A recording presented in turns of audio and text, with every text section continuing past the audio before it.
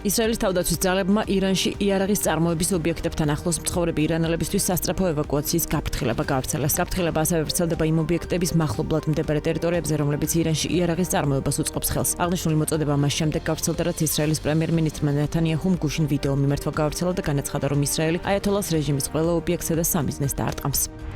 შაბათს 50 წუთიანი სატელეფონო საუბრის დროს ამერიკის შეერთებული შტატების პრეზიდენტმა დონალდ ტრამპმა და რუსეთის პრეზიდენტმა ვლადიმერ პუტინმა ახლო აღმოსავლეთში არსებული სიტუაციის ესკალაცია და უკრაინის სამშვიდობო მოლაპარაკებები განიხილეს. ეს ინფორმაცია დადასტურდა თეთრი სახლის მიერ. ტრამპმა განაცხადა, რომ პუტინმა მას შაბათს დაურეკა, რათა მიელოცა დაბადების დღე, მაგრამ რაც მთავარია საუბრა ირანზე, ქვეყანაზე, რომელსაც ის ძალიან კარგად იცნობს. საქართველოს პროკურატურა ჩორჩანას ეპიზოდის გამოძიებაზე განცხადებას ავრცელებს, რომლის თანახმადაც სხვა საკითხებთან ერთად შესწავლის საგანია 2019 წლის 24 აგვისტოს სოფელ ჩორჩანასთან საოკუპაციო ხაზის გასწვრივ საქართველოს შინაგან საქმეთა ყოფილი მინისტრის გიორგი კახარიას მიერ განხორციელებული ქმედება. უწყების ინფორმაციით ვახტანგ გომელაური საქმეზე მოწმის სახით არის დაბარებული.